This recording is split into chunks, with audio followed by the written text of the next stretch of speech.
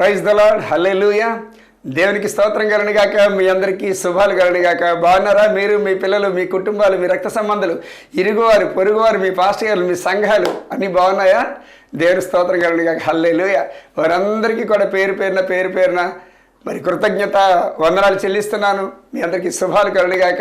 ఎల్లప్పుడూ కూడా శాంతి, సమాధాన, ఆనంద, ఆరోగ్య, ఐశ్వర్యాల చేత దీవించబడుదురుగాక ప్రభువైనటువంటి యేసుక్రీస్తు శక్తి నామములో. ఆమేన్. మంచిది ప్రియులారా, చాలా సంతోషం. దేవుడు గత వారం నుంచి ఈ వారం వరకు మనందరినీ కూడా సజీవ లెక్కల్లో ఉంచి ఈ విధంగా మనం కలుసుకోవడానికి ఇచ్చినటువంటి గొప్ప ధన్యతను బట్టి ఆయనకే మహిమ కలుగునుగాక. ఆమేన్. మంచిది ప్రియులారా, మీరు చూపుతున్నటువంటి ప్రేమను బట్టి, చేస్తున్నటువంటి ప్రార్థనలు బట్టి నేను ఎంతగానో స్తుతిస్తూ ఉన్నాను. మీ అందరికీ మరోసారి వందనాలు తెలియజేస్తూ ఉన్నాను ప్రియులారా. చాలా సంతోషం. మరి ఎస్ఎస్ రావు గారి యొక్క సాక్ష్యం మనందరికీ ఆదర్శం అన్నటువంటి మెసేజ్ అన్నది, లేదంటే ఆ వీడియో మొత్తం ప్రపంచం అంతా కూడా బాగా వైరల్ అయిపోయింది. అనేక మంది ఇప్పటికీ మరి ప్రార్థనలు చేయించుకుంటున్నారు, ఫోన్లు చేస్తూ ఉన్నారు. చాలా సంతోషం. అంతేకాకుండా మమ్మల్ని ఎంతో బలపరిచిందండి, మమ్మల్ని ఎంతో స్థిరపరిచింది, విశ్వాస లోతులకు నడిపించింది. ఇంకా ఎందుకులే ఈ బ్రతుకు, ఎందుకులే ఇంకా జీవితం ఇంతేలే, ఇంకా ఉన్నా ఒకటే లేకపోయినా అని చెప్పేసి నిరాశ నిస్పృహలు కలిగినటువంటి వారికి గొప్ప దాహార్తిని తీర్చి ఆ ప్రభు ఆయన నామానికి మహిమ తెచ్చుకుంటున్నాడండి. ఉదాహరణ చిన్నది ఒకటి మనం వినిపిద్దామండి. దేవుని స్తోత్రం, వినండి ఒకసారి. వందనాలు బ్రదర్. నా పేరు సుమలత. నాది సొంతూరు కడప జిల్లా. ఒక మనిషికి ఎన్ని సమస్యలు ఉన్నాయో, ఉండాలనో ఉండకూడదు అన్ని సమస్యలతో బాధపడుతున్న నాకు ఈరోజు నిజంగా మీ సాక్ష్యం వినడం, మీ టెస్ట్ మనీ వినడం నా అదృష్టమే అనుకుంటున్నా. ఈరోజు నుంచి నాకు న్యూ లైఫ్ స్టార్ట్ అవుతుంది అని నేను అనుకుంటున్నాను. ఎంతో వీక్ అయిపోయి పిచ్చి పిచ్చి ఆలోచనలతో పొద్దున లేస్తున్నాను, రాత్రి పడుకుంటున్నాను. రాత్రి పగలు మధ్య నరకంగా అనుభవిస్తున్న నా జీవితానికి ఈరోజు మీ వాక్యం, మీ టెస్ట్ మనీ వినడం ఎంతో బలాన్ని ఇచ్చింది బ్రదర్. నేను ఎంత ఎంత తెలియని ధైర్యంతో ఉన్నానో నాకు తెలియట్లేదు. కానీ నేను పొద్దున మీ నెంబర్ సేవ్ చేసుకొని పొద్దున కాల్ చేద్దాం అనుకున్నాను. కానీ నాకు ఒక్క క్షణం కూడా ఆగాలనిపించట్లేదు. వెంటనే వాయిస్ మెసేజ్ అయితే పెడదాము, మీరు టైం ఉన్నప్పుడు. ఇది దేవునికి సమస్త మహిమ ఘనత ప్రభావాలు కలుగుగాక. ఆమేన్. హల్లెలూయా. ఇంకాను మీరు చూడండి, ఇంకాను మీ ఫ్రెండ్స్కి కూడా చూపించండి ప్రియులారా. దేవుని స్తోత్రం కలుగుగాక. అంతేకాకుండా ప్రతి శనివారం సాయంత్రం 6:30 గంటలకి బర్నింగ్ ఫైర్ మినిస్ట్రీ VZM అన్నటువంటిది కూడా మీరు షేర్ చేయండి. దేవునికి స్తోత్రం కలుగుగాక. హల్లెలూయా. చాలా సంతోషం. ఇప్పుడు రండి, మనం ఒక హోసన్న మినిస్ట్రీస్ నుంచి యేసన్న గారి పాట పాడి దేవుని మహిమపరచుకుందాం. ఆమేన్.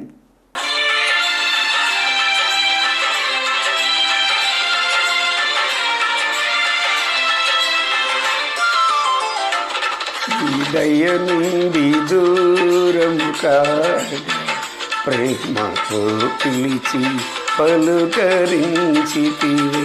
నీ దయ నుండి దూరము కాగా ప్రేమతో పిలిచి పలుకరించితివే.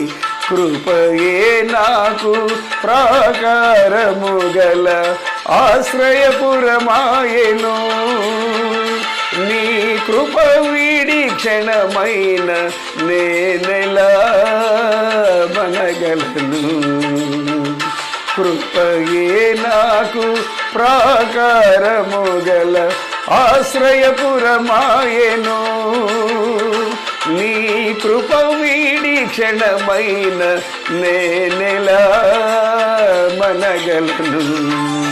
నా జీవితాన కురిసెలేని కృపామృతం నా జీవకు మధురాతి మధురం.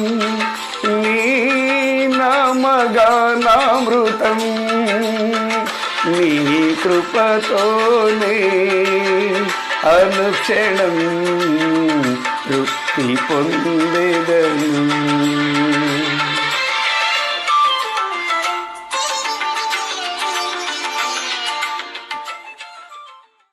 రండి ప్రియులారా, దేవుని తెలియనటువంటి ప్రజలకి నా వంతు ఒక మాట చెప్పనివ్వండి. ప్రియులారా, మీ అందరికీ మరోసారి నేను చేతులెత్తి నమస్కరిస్తూ ఉన్నాను. దేవుని తెలియనటువంటి ప్రజలందరికీ కూడాను. ఈరోజు నేను ఏమై ఉన్నానో అది నా ప్రభు యొక్క దయా దాక్షిణ్యం, ప్రభు యొక్క మహాకృప, మహా కనికరం చేత నేను ఇలాగ ఉన్నాను ప్రియులారా. ఎందుకంటే నా ప్రభు ఆ దినాన కనికరించకపోతే నా స్నేహితుడితో పాటు నేను కూడా వెళ్ళిపోయి ఉండేవాడిని. ఆ బస్సులో నేను కూడా ఉండేవాడిని. యాత్రకు వెళ్తూ ఉండగా నేను కూడా పడిపోయి చనిపోయి ఉండేవాడిని. నరకాగ్ని గుండానికి ఆహుతి అయిపోయి ఉండేవాడిని ప్రియులరా.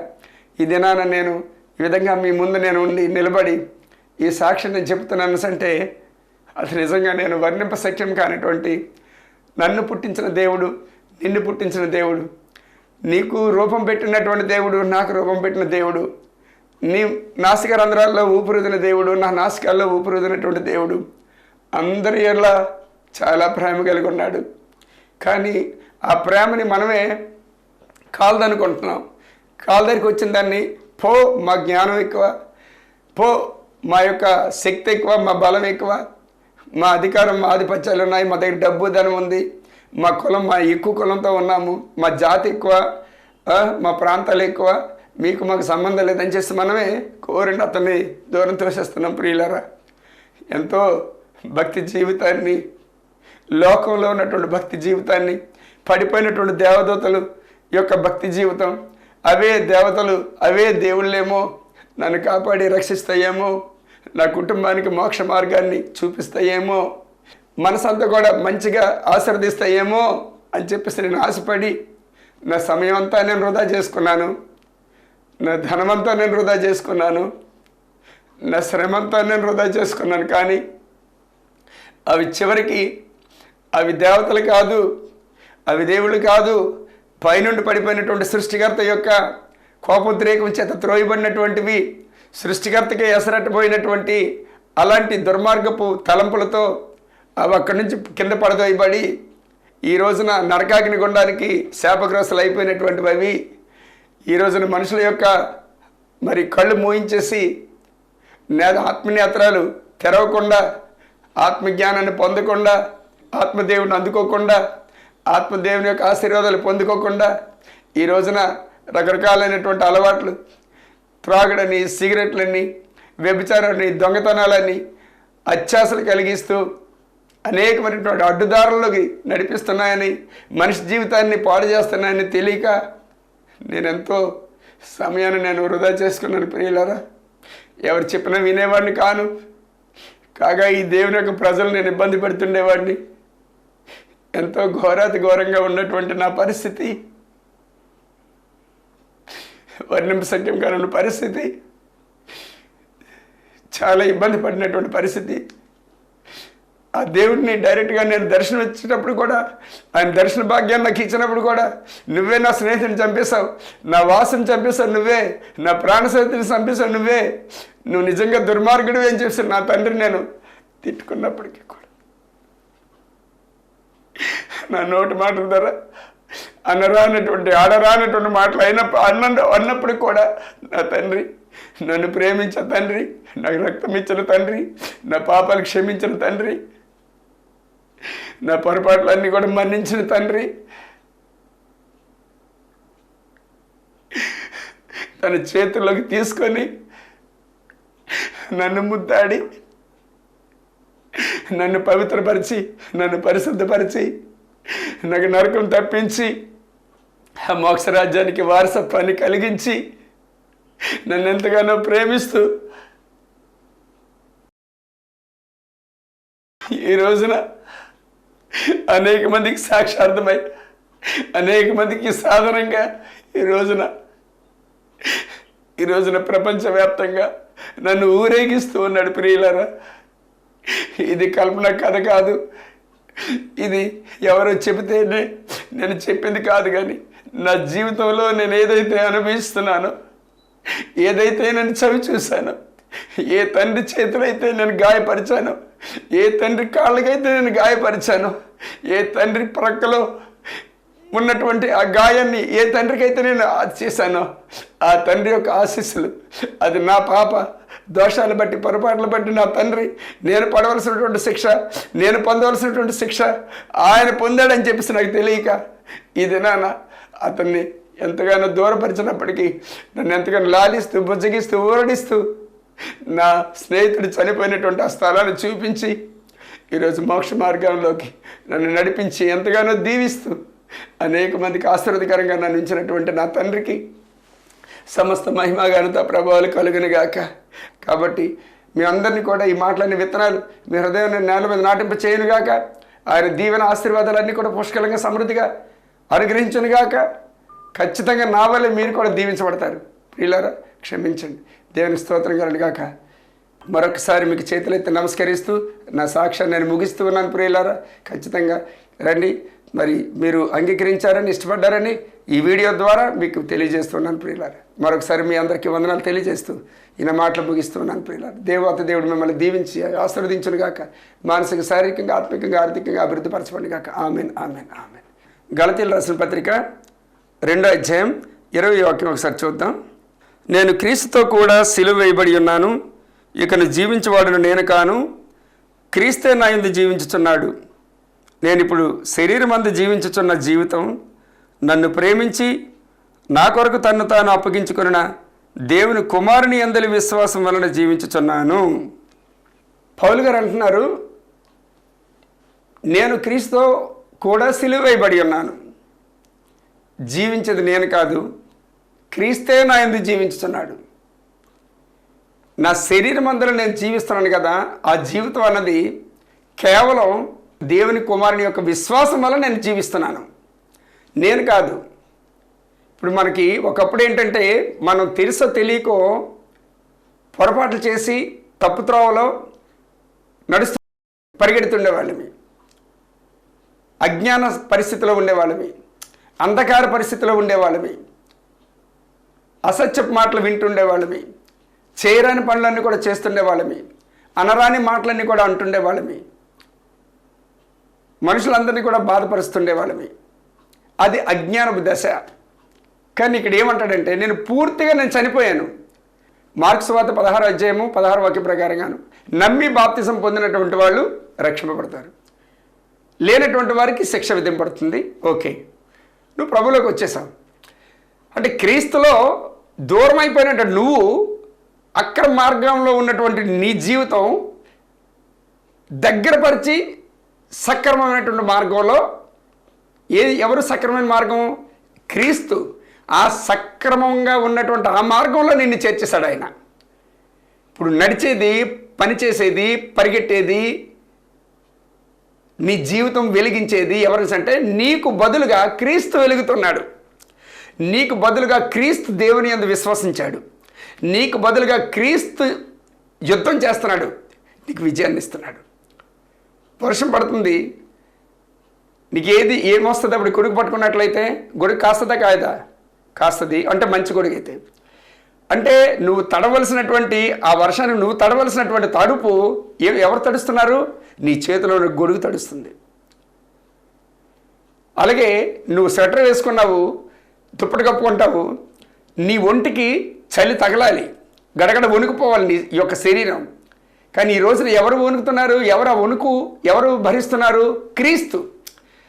యేసు క్రీస్తు నీకు ఒక సంచకరువుగా, ఒక బాడీ గార్డ్గా, నీ జీవితాన్ని సఫలీకృతం చేసేటువంటి ఒక నాథుడిగా, మార్గదర్శకుడిగా, నీ శ్రేయస్సును కోరేటువంటి శ్రేయభిలాషిగా నీకు వచ్చాడు.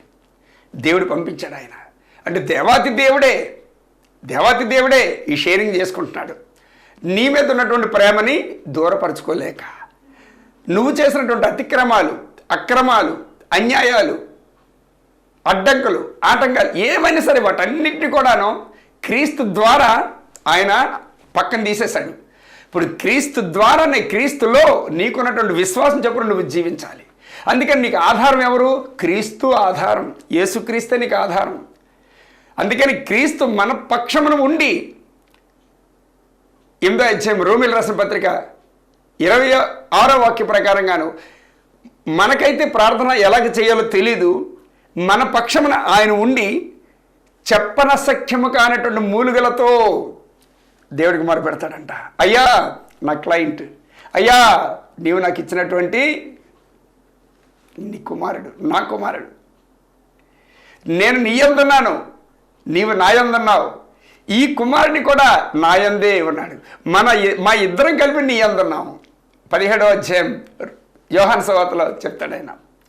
కాబట్టి అందులో ఆ ముగ్గురిలో ప్రథముడుగా నిన్ను నన్ను ఏర్పాటు చేసుకున్నాడు, నిన్ను చేరు చేసుకున్నాడు, నిన్ను స్వాధీనపరుచుకున్నాడు, నిన్ను చేతుల్లోకి తీసుకున్నాడు, నిన్ను గుప్పెట్లోకి తీసుకున్నాడు.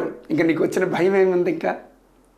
అందుకని సమస్తం కూడా క్రీస్తులో నీ విజయం ఉంది, క్రీస్తులో నీ జీవితం దాగి ఉంది, క్రీస్తులో నీకు శాంతి సమాధానం ఉంది, యేసు క్రీస్తులో నీకు సంతోషం ఆనందం ఉంది, యేసు క్రీస్తులో గొప్ప విజయం ఉంది. భార్య బిడ్డలు, చదువు, ఉద్యోగం, వివాహాలు అన్నీ కూడా ఆయనలోనే దాగి ఉన్నాయి. అందుకని 4:19 ఫిలిప్పీయులకు రాసిన పత్రిక ప్రకారంగా అయితే దేవుని యొక్క మహదైశ్వర్యము క్రీస్తులో నుండి నీకు అనుగ్రహింపబడుతుంది, ప్రతి అవసరత కూడా నీకు తీర్చబడుతుందంట. హల్లెలూయా. అందుకని ఒకప్పుడు దూరంగా ఉన్నటువంటి జీవితాలు ఇప్పుడు దగ్గరగా అయిపోయినాయి, ఒంటరిగా ఉన్నటువంటి జీవితాలు ఇప్పుడు జంటగా కలిసినాయి, ఎందుకు దిక్కుమారినటువంటి జీవితాలు ఈ రోజున హక్కును చేర్చుకోబడినటువంటి జీవితంగా మార్చబడింది, ఎందుకు చీకట్లో పరిగెట్టిన జీవితం ఈ రోజున వెలుగుతో ముడిపడినటువంటిది. అందుకని ఈ లోకం అంతా కూడా చీకటితో నింపడింది. కాబట్టి నువ్వంటే అసహాయం, నువ్వంటే ఒక కక్ష, నువ్వంటే ఒక కావేశం, నువ్వంటే ఒక ఈర్ష్య, నువ్వంటే అసూయ, ద్వేషం, కుల్లి, కుట్ర, కపటం అయినప్పటికీ కూడా వాళ్ళెవ్వరు కూడా నిన్నేం చేయలేరు. ఎందుకంటే క్రీస్తు యందే నీ విశ్వాసం దాగి ఉంది కాబట్టి, క్రీస్తుతో నువ్వు సిలువ వేయబడి తిరిగి మరలా జన్మించావు కాబట్టి, యు ఆర్ న్యూ క్రియేషన్, నువ్వు నూతన సృష్టిగా ఉద్భవించావు కాబట్టి. కొరింథీయులకు రాసిన 2వ పత్రిక 5వ అధ్యాయం 17వ వాక్య ప్రకారంగా నువ్వు క్రీస్తులో నూతన సృష్టిగా మొగ్గ లేచిందనమాట. మొగ్గ ఉదయించింది, మొక్కలో నుంచి మొగ్గొచ్చింది, ఆ మొగ్గలో నుంచి పువ్వు వచ్చింది, పుష్పం వచ్చింది. చూసా, ఆ పుష్పంగా నేను తయారు చేసుకున్నాడు, అలంకరించుకున్నాడు ఆయన. కాబట్టి ఇంకేముంది ఇంకా? అందుకనే చెబుతున్నాను, ఆనందించు. మళ్ళీ మళ్ళీ చెబుతున్నాను, మరలా చెప్తున్నాను, నువ్వు ఆనందించు, దుఃఖపడకు. దుఃఖం దినాలన్నీ కూడా పూర్తి అయిపోయినాయి, నీ అరణ్యవాసం అంతా కూడా పోయింది. ఆనంద నివాసంలో ఉన్నటువంటి ఆశీర్వాదం నీకు వచ్చింది. ఇప్పుడు ఆ ఆనంద నివాసం ఎవరు? క్రీస్తు.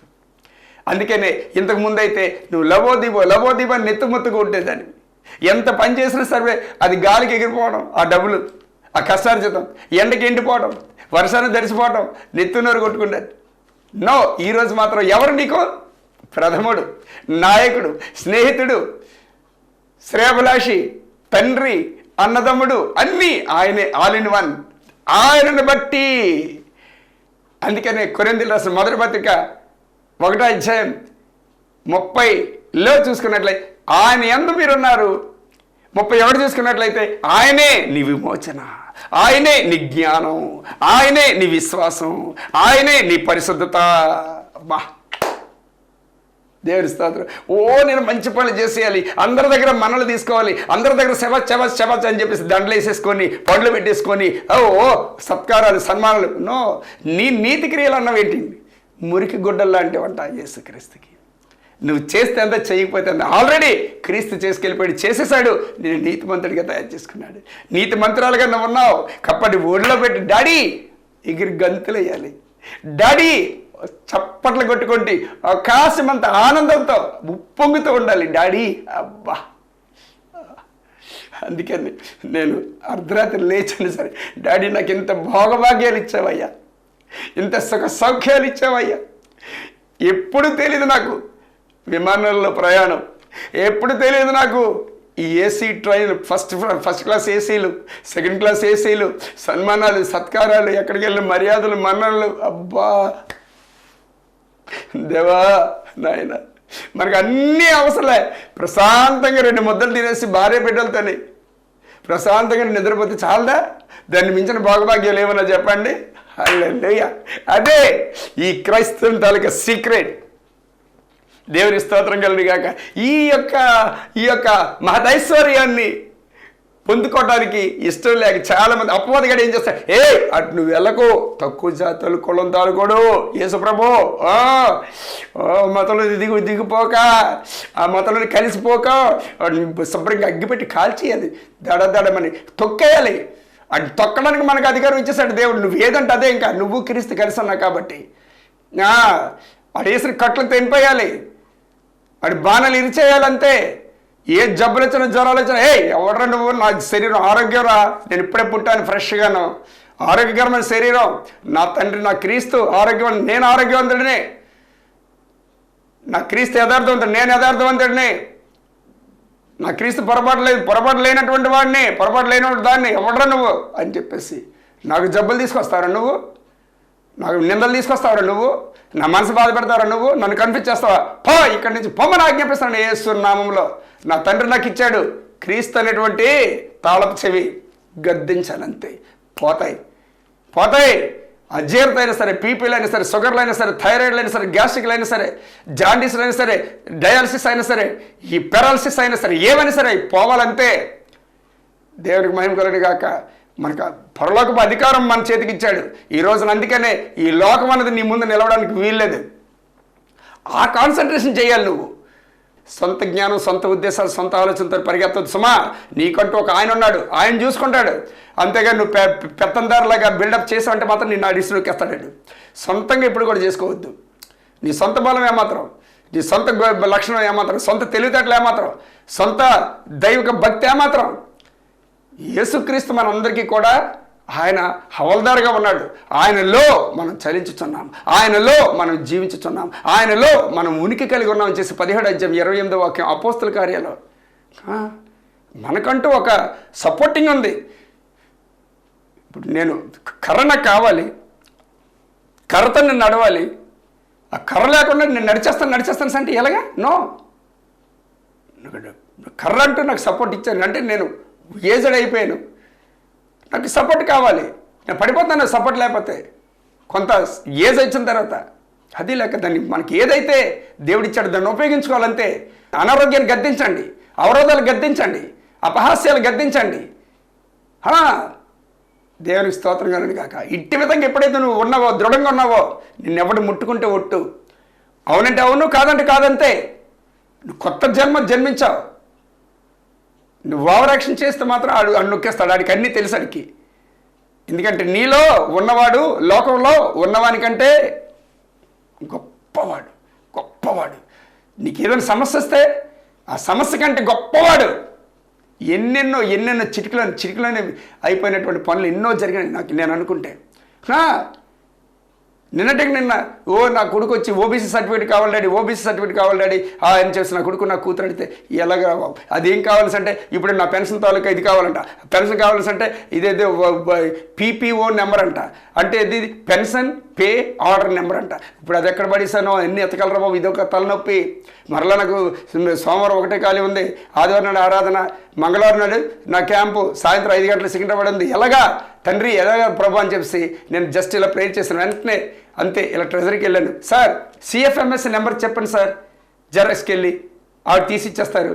ట్రెజరీ వాళ్ళు చెప్పారు, అంతే ఇది తీసిచ్చారు. ఆ 2 పట్టుకొచ్చి వాడికి పిచ్చితే అది తీసుకెళ్ళి ఆ సచివాలయంకి వెళ్ళి సంతకం. ఈలోగా ఎంఆర్ఓ గారు మా పక్కనే ఉన్నారు, సైన్ చేస్తారు, అయిపోయింది.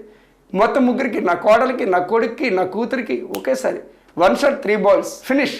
అంటే పనులు అలాగుంటాయి. మన సొంత జ్ఞానం, సొంత వివేకం. ఈరోజు చర్చిల తాలూకు సంఘస్థులు పరిచయం సరే అలాగే సొంతంగా పడుతున్నారు, సొంతంగా పాటలు పడుతున్నారు, కష్టపడుతున్నారు. బోరింగ్ నీళ్లు కొట్టి చెమటకుపోయి బిందుతాయి.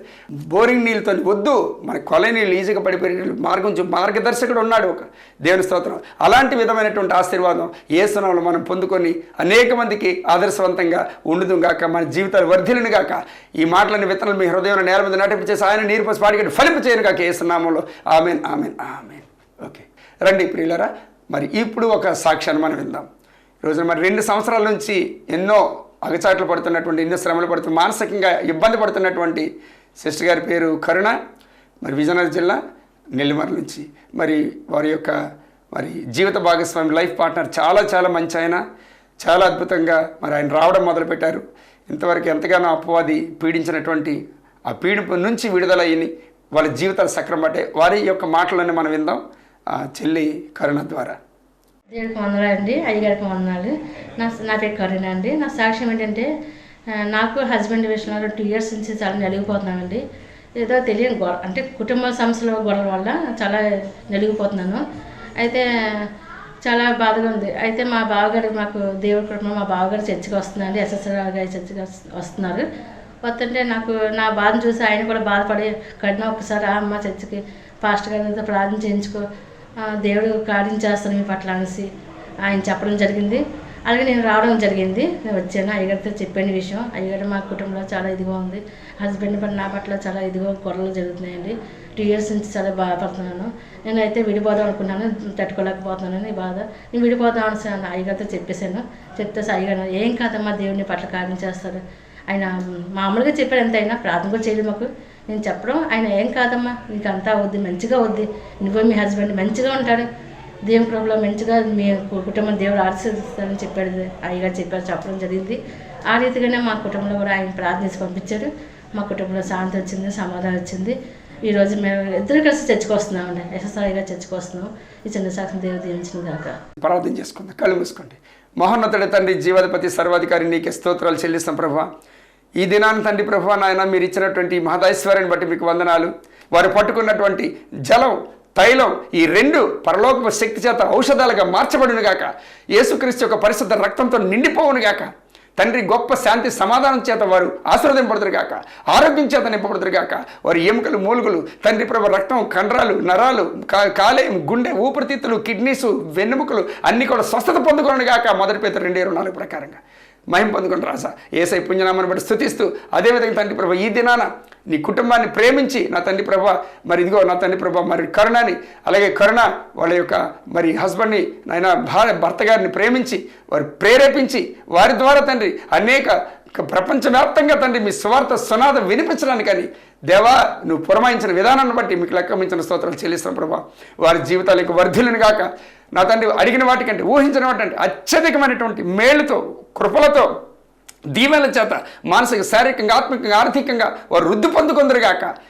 అడుగు వేసిన ప్రతి అడుగు కూడా విజయవంతమగును గాక.